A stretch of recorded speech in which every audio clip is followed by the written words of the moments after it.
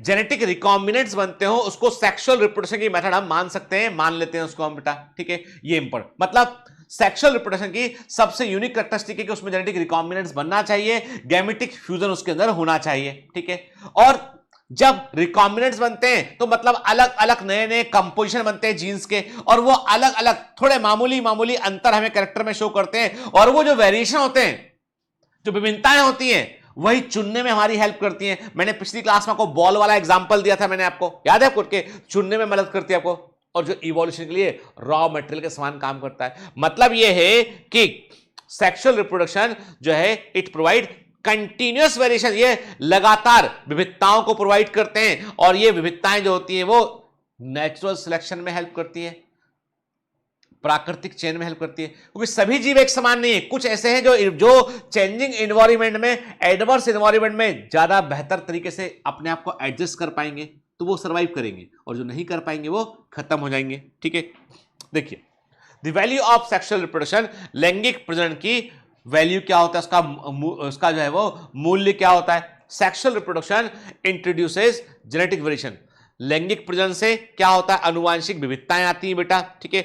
और ये विविधताएं जो है वो किस कारण से आती हैं, ये आती हैं जब सेक्सुअल रिप्रोडक्शन में, मैंने आपसे कहा था सेक्सुअल रिप्रोडक्शन में जो है मियोसिस इन्वॉल्व होती है। क्या होता है, जो डिवीजन यहां पर इन्वॉल्व है वो है मियोसिस के, तो इसमें मियोसिस होने के कारण क्या होता है बेटा, मियोसिस जो होता है इसमें, इसके कारण यहां पे जेनेटिक रिकॉम्बिनेशन बनते हैं। अब ये हम आगे पढ़ेंगे सेल डिवीजन में कि ये जो है, और जो 12th में बच्चे हैं वो तो ऑलरेडी पढ़ा चुका हूं बेटा 11th में, यदि नहीं भी पढ़ा है तो हम आगे पढ़ेंगे इसको सेल साइकिल और सेल डिवीजन में। अब इतना समझ लीजिए कि मियोसिस के दौरान क्या होता है कि क्रोमोसोम आपस में अपने हिस्से बदलते हैं।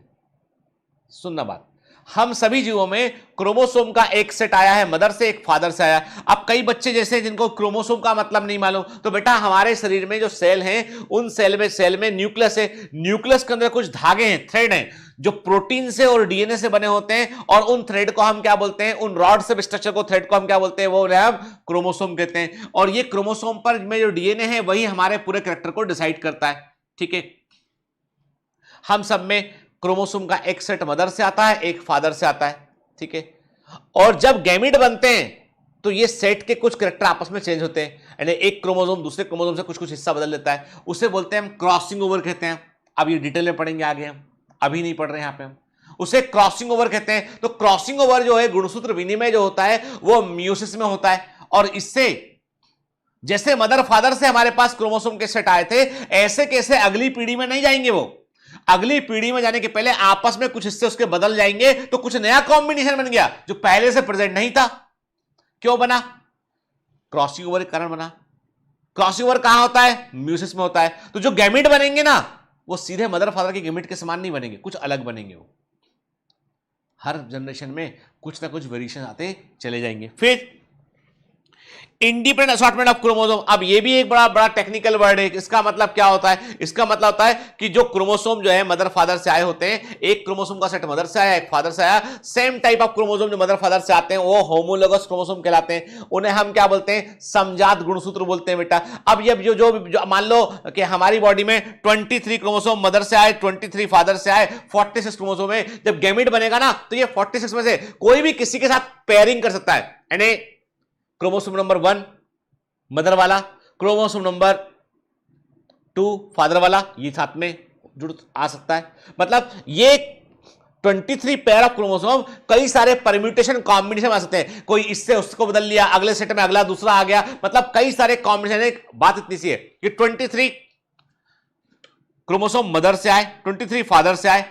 अब इमेजिन करते हैं कि ये 23 यहां पर, 23 यहां पे। जब गैमीट बनेगा ना, तो ये ऐसे अलग अलग नहीं जाएंगे, ये क्या करेंगे आपस में, ये एक इसके 2 के साथ को बोलेगा तुम यहां जाओ, ये वाला 2 तुम ले लो, ये वाला 2 यहां आ गया। ऐसे ये क्रोमोसोम के सेट भी आपस में बदला जाएंगे। तो मतलब ये है कि कोई भी क्रोमोसोम किसी भी क्रोमोसोम के साथ में जो है वो अगली पीढ़ी में गैमीट के अंदर जा सकता है। हम बोलेंगे रैंडम अलाइनमेंट उसका हो सकता है, ठीक है। क्रॉसिंग ओवर का बारे में बात कर चुके हैं ऑलरेडी हम। फिर कौन सा स्पर्म किस एग को फर्टिलाइज करेगा, ये एक बड़ी रैंडम प्रोसेस होती है। तो रैंडम फर्टिलाइजेशन होगा, इससे भी कॉम्बिनेशन अलग अलग तरह के बनेंगे। मतलब there are multiple source of the variation, कि जो आपको अगली पीढ़ी तैयार होगी उसमें कई स्तर पर उसमें हमको वेरिएशंस देखने मिलेंगे, क्योंकि सेक्सुअल रिप्रोडक्शन ऐसे वेरिएशन लाने में रोल प्ले करता है कि पहले तो गैमेट बनने के दौरान ही हो गया, वो क्रॉसिंग ओवर, इंडिपेंडेंट असॉर्टमेंट, जब गैमेट बन चुका उसके बाद कोई सा भी स्पर्म किसी भी एक को फर्टिलाइज कर सकता है, वो उसी स्पीसीज में। याद रखिए, दो स्पीसीज आपस में सेक्सुअल रिप्रोडक्शन नहीं कर सकती है, उनके गैमेट जो है आपस में कॉम्पिटिबल नहीं होते हैं, इसे रिप्रोडक्टिव आइसोलेशन कहते हैं। और मेयर ने इसी के आधार पर बायोलॉजिकल कॉन्सेप्ट ऑफ स्पीसीज को दिया था। मेयर ने जो बायोलॉजिकल कॉन्सेप्ट ऑफ स्पीसीज दिया, उन्होंने कहा कि एक प्रजाति की अपनी प्राकृतिक सीमा रेखाएं होती हैं जो रिप्रोडक्टिव आइसोलेशन कहलाती हैं, और ऐसा इसलिए है क्योंकि एक स्पीसीज के गैमेट से दूसरी स्पीसीज के गैमेट को आप फर्टिलाइज इन जनरल नहीं कर सकते। मान लो हो भी गया तो जो संतान बनेगी वो फर्टाइल नहीं होगी। म्यूल्स में ऐसा होता है, म्यूल्स फर्टाइल, खच्चर फर्टाइल नहीं होते। ठीक है, ये पता होना चाहिए बेटा हमको, है ना। तो वेरिएशन जो है, विभिन्नताएं बड़ी इंपॉर्टेंट। भाई देखो ऐसा है, ये जो एग्जामिनेशन है नीट का, ये भी क्या ढूंढ रहा है आप में, ये आपको 180 क्वेश्चन देते हैं। आप में से कितने बच्चे ऐसे जो मैक्सिमम क्वेश्चन सही करके आते हैं? जो मैक्सिमम सही करके आ गए उन्होंने कहा आ जाओ भैया डॉक्टर बनने के लिए अंदर। कम सही किए, बाहर रह गए, अगले साल फिर आना। यही है ना, और क्या है? मतलब जो बेहतर परफॉर्म कर पा रहा है वो मेडिकल कॉलेज में पहुंचेगा, और जो अच्छा नहीं कर पा रहा है बाहर रह जाएगा। वो पूरी जिंदगी बेटा एक दौड़ है, पूरी लाइफ एक दौड़ है। आपको हर समय आपको प्रतियोगिता का सामना करना पड़ता है। याद रखिए, जब एक व्यक्ति का जन्म होता है ना, रेस तो वहीं शुरू हो चुकी होती है। कौन सा स्पर्म किस एक को फर्टिलाइज करेगा, मैंने कहा ना आपसे, फर्स्ट वॉर तो वहीं विन हो गया।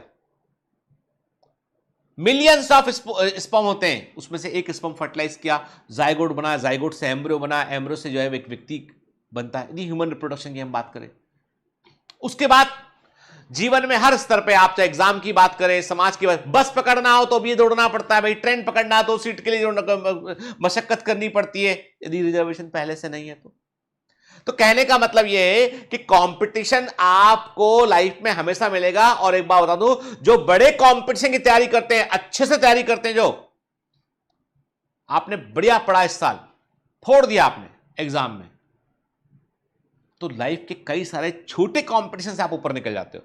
आपको फिर कॉम्पीट करना है ऊपर के लेवल पे। आपको मन करता है कि भाई यहां शहर का बड़ा गैस्ट्रोएंटरोलॉजिस्ट मुझे बनना है, तो आप गैस्ट्रो वाले अपने फील्ड के लोगों से कॉम्पीट करेंगे। नीचे से कोई मतलब नहीं आपको। प्रतिस्पर्धा जिंदगी भर चलती रहेगी। आपको कभी सोचा नहीं था कि आज, जैसे हम बोले कि बायोमेंटर्स है, आज बायोमेंटर्स के यदि आप कॉम्पिटिटिव कैनवास पे देख लेंगे, आप बायोमेंटर्स के यदि आप कॉम्पिटिटिव कैनवास पर देख लेंगे, तो आपको देश के 4-5 बड़े नाम नजर आएंगे आपको, जो बायोमेंटर्स के बराबर कंपटीशन में चल रहे हैं, फॉलो भी करते हैं, वैसे ही पैटर्न बनाने की कोशिश करते हैं। ओके, यदि मैं मॉर्निंग मोटिवेशन लूंगा तो सब लोग शाम को इवनिंग में आना शुरू कर देंगे, मॉर्निंग में आना शुरू कर देंगे, सब फॉलो करते वगैरह। तो आज देखेंगे आप तो बड़े बड़े कैनवास, बायोमेंटर्स ने कभी सोचे नहीं इतना बड़ा कैनवास पे कोई कंपेयर भी करने आएगा हमको। बात भी करते हैं, आ जाओ आ जाओ आ जाओ, जोड़ दो हमसे, खत्म कर दो इसको, मर्ज कर दो, बहुत चीजें होती हैं। लेकिन जिंदगी में याद रखना, जहां आप पहुंचते हो ना, वहां पे आपका फिर कंपटीशन। इसीलिए प्रतिस्पर्धा में हमेशा पूरे जी जान से जुटे रहिए, दम से जुड़े रहिए। क्यों अच्छा नहीं होगा बेटा, हमेशा अच्छा होगा इसमें। ठीक है, चलिए आगे बढ़ते हैं इसमें। अब बात करते हैं बेटा इसमें आप कि सेक्सुअल रिप्रोडक्शन और एसेक्सुअल रिप्रोडक्शन में जो क्या एडवांटेज और क्या डिसएडवांटेज, ये भी तो पता चाहिए। अंतर तो देख लिया हमने, समझ लिया, पर क्या फायदा क्या नुकसान, ये भी तो पता होना चाहिए। याद रखिए, पहले हम एडवांटेज की बात करते हैं कि सेक्सुअल रिप्रोडक्शन का पहला एडवांटेज है कि जेनेटिक वेरिएबिलिटी मिलती है। दूसरा एडवांटेज है कि एडॉप्टेशन में, अनुकूलन में हेल्प मिलती है, और इवोल्यूशन फास्ट होता है, इससे जैव विकास को गति मिलती है। एसेक्सुअल रिप्रोडक्शन के फायदे देखते हैं हम। एनर्जी बचती है, अब इसमें क्या गैमेट बनाना पड़ेगा, फ्यूज कराना पड़ेगा, ठीक, बहुत एनर्जी लगती है। एसेक्सुअल टुकड़ा टूटा, टूटे टुकड़े से नया बन गया, ठीक है, तो ये एनर्जी सेव करता है। अब इसमें दूसरे पेरेंट पे कोई डिपेंडेंट नहीं है, दूसरे गैमेट पे कोई डिपेंडेंट नहीं है, तो कर्टशिप इज नॉन इश्यू। यहां पे जो है दूसरा जीव चाहिए पड़ेगा, दूसरा गैमेट चाहिए पड़ेगा, उसका कोई फर्क ही नहीं पड़ता। रिप्रोडक्शन इंश्योर्ड है यहां पे, ठीक है। फिर greatest increase in fitness for each individual, के हर एक ऑर्गेनिज्म जो बनता है वो सब एक समान है, एक समान है, तो उनके बीच में कंपटीशन भी एक बराबर का है। तो कोई बहुत आगे निकल जाएगा, कोई पीछे रह जाएगा, ये प्रश्न नहीं उठता यहां पे। तो यहां पे सभी जीव जो है वो ऑलमोस्ट सर्वाइव करने की कोशिश करते हैं। पर नुकसान क्या है? सेक्सुअल रिप्रोडक्शन के नुकसान की बात करें तो इसमें अधिक एनर्जी वेस्ट होती है, तो इट्स एनर्जी कॉस्टली होता है। दूसरा नुकसान है कि यहां पे दूसरे पार्टनर पर, दूसरे गैमेट पर डिपेंडेंसी बढ़ जाती है, तो टाइम और रिसोर्स कंज्यूमिंग होता है। फिर कई बार क्या होता है, कई बार लोअर क्वालिटी के गैमेट आ जाते हैं, वो भी फ्यूज कर सकते हैं। कई बार क्या होता है, कई बार जो है वो जीव जो बने हैं रिप्रोडक्शन के बाद, उनमें से कुछ बहुत बेहतर होते हैं, कुछ अच्छे नहीं होते, तो आपस में कॉम्पीट होने पर बेहतर वाले अधिक जीव रिप्रोड्यूस कर लेते हैं, अधिक संतानों को छोड़ के आते हैं और बाकी खत्म हो जाते हैं, क्योंकि जो बेहतर होगा वो दूसरे का रिसोर्स इस्तेमाल कर लेगा वो। तो क्या होता है यहां पर जो है वो फिटनेस के लेवल में, अब आप बोलोगे सर फिटनेस का मतलब क्या, बॉडी शॉडी बनाने की बात चल रही, नहीं। जब हम बायोलॉजी में फिटनेस की बात करते हैं तो इसका मतलब होता है रिप्रोडक्टिव फिटनेस, इसका मतलब होता है रिप्रोडक्टिव फिटनेस। जो जीव जितने अधिक जीवों को प्रोड्यूस करके जाएगा, मतलब कोई जीव जितना अधिक रिप्रोडक्शन कर पाएगा उसे उतना अधिक हम हायर फिटनेस का बोलेंगे, अधिक सक्षम बोलेंगे। प्रकृति जो है वो केवल ये देखती है कि कौन जीव अधिक सर्वाइव कर पा रहा है। तो मान लीजिए सेक्सुअल रिप्रोडक्शन से जो जीव बने उनके बीच में क्या है, कुछ ऐसे जो अधिक रिप्रोड्यूस कर पा रहे हैं, कुछ नहीं कर पा रहे हैं, तो अधिक रिप्रोड्यूस कर पाने वाले अधिक रिसोर्स इस्तेमाल करेंगे, तो दूसरा वाला खत्म होने लगेगा धीमे धीमे।